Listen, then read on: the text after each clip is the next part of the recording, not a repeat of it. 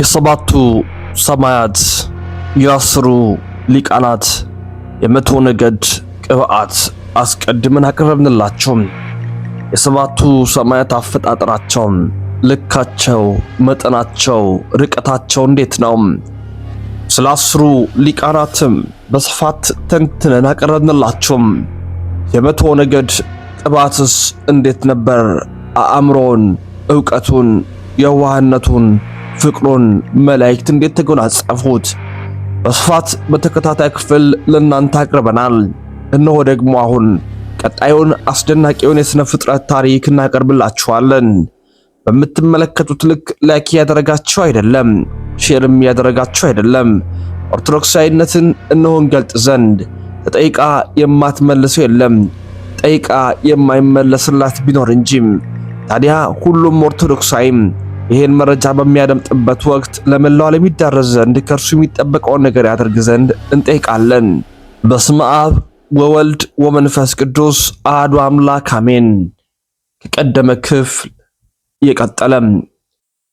ከዚህ በኋላ እግዚአብሔር ከኪሩቤል ሁለት ገጽ ሰብ ገጽ አንበሳን ከሱራፌል ሁለት ገጽ ንስር ገጽ እንስሳን አንስቶ ከኢየሩሳሌም ሰማያዊት በላይ ከሰማይ ውዱድ በታች አቆማቸው። በእነዚህ ላይ ሰማይ ውዱድን እንደ መረሻት ጫነባት። በላይም ህብሩ በረድ የመሰለ ዙፋን እንደ ኮርቻም ጫነባቸው።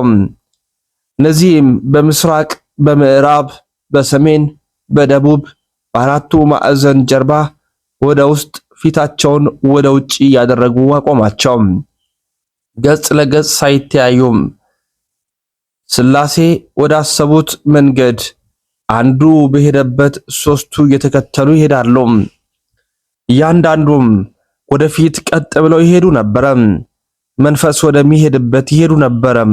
ሲሄዱም አይገላመጡም ነበረ። በዙፋኑ መካከል፣ በዙፋኑ ዙሪያ፣ በፊትና በኋላ ዓይኖች የሞሏቸው አራት እንስሶች ነበሩ። የትኛውም እንስሳ አንበሳን ይመስላል። ሁለተኛውም እንስሳ ጥጃን ይመስላል። ሶስተኛውም እንስሳ እንደ ሰው ፊት ነበረው። አራተኛውም እንስሳ የሚበረውን ንስር ይመስላል። አራቱም እንስሶች እያንዳንዳቸው 6 ክንፎች አሏቸው። በዙሪያቸውና በውስጣቸው ዓይኖች ሞልተውባቸዋል።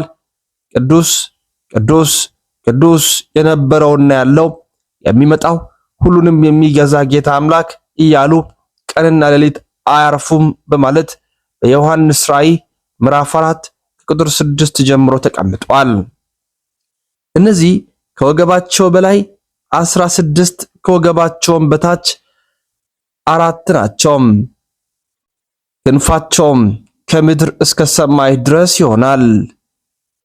ከዚህ በኋላ እግዚአብሔር ከሰራዊተ ሩፋኤል 24 ሊቃናትን መርጦ በመንበረ ስብሐት በመጋረጃ ውስጥ ዙሪያዋን ክንፍ ለክንፍ ገጥሞ አቆማቸው።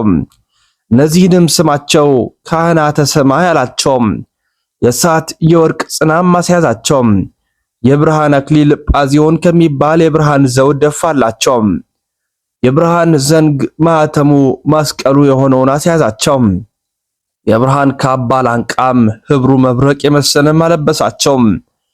በዙፋኑ ዙሪያ 24 ዙፋኖች ነበሩ። በዙፋኖቹም ላይ ነጭ ልብስ ለብሰው በራሳቸው የወርቅ አክሊል ደፍተው 24 ሽማግሌዎች ተቀምጠው ነበረ።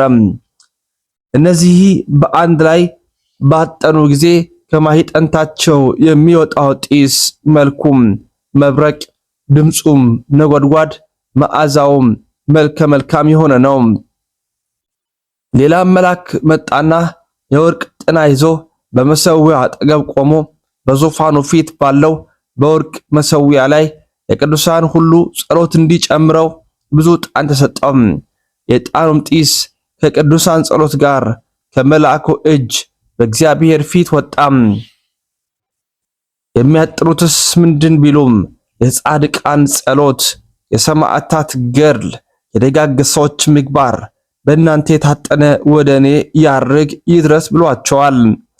ዛሬ በክረምት ተራራውን ኮረብታውን ጉም እንደሚሸፍነው እንደሚጋርደው ሁሉም ካህናተ ሰማይም የሚያጥኑት ማዕጠንት ጽርሐ አርያምን መንበረ ስብሐትን ይሸፍናል ይጋርዳልም።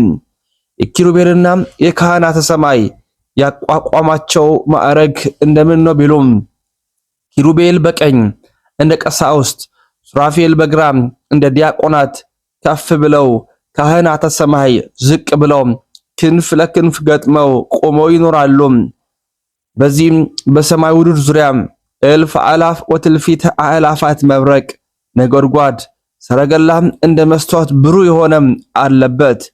የመላእክት ምግባቸው ምንድነው ያሉ እንደሆነ ዛሬ ግዙፉን ግዙፍ መብል በልተን ውሃውን ጠጥተን እንድንኖር ሁሉም መላእክትም ረቂቃን መንፈሳውያን ናቸው። ረቂቅ ምግብ እግዚአብሔርን ምስጋና ተመግበው ረቂቅ መጠጥ የመለኮትን ፍቅር ጠጥተው ይኖራሉ።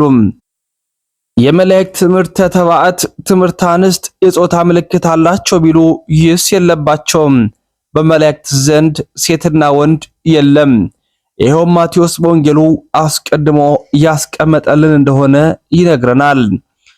የነዚህ መላእክት አርአያቸው መጠናቸው የተለያየ ነውን ቢሉም ቁመታቸው ከምድር እስከ ሰማይ የሚደርሱ መላእክት አሉ።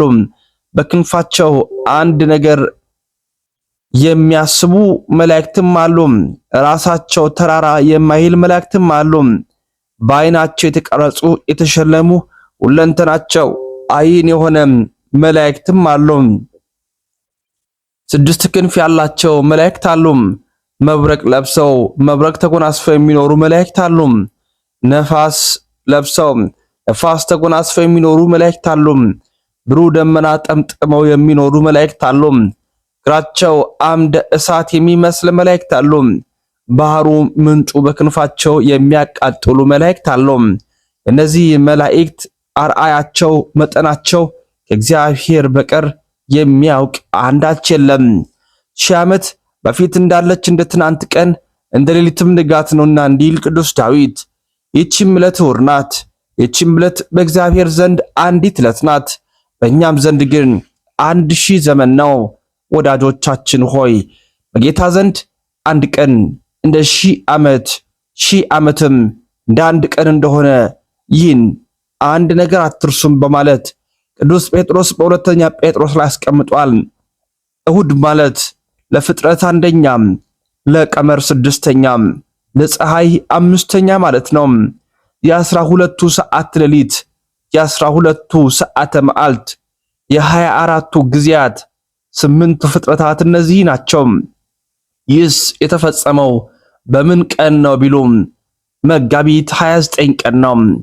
ምስጋና ይሁን ለአብ ለወልድ ለመንፈስ ቅዱስ አሜን። በቀጣይ ደግሞ የሰኞን አስደናቂውን የሥነ ፍጥረት ታሪክ እንነግራችኋለን። ነገር ግን እናንተ ላይክ ያደረጋችሁ አይደለም፣ ሼር ያደረጋችሁም አይደለም፣ ያዳረሳችሁም አይደለም። ኦርቶዶክስ ተጠይቃ የማትመልሱ የለም፣ ጠይቃ የማይመለስላት ቢኖር እንጂ።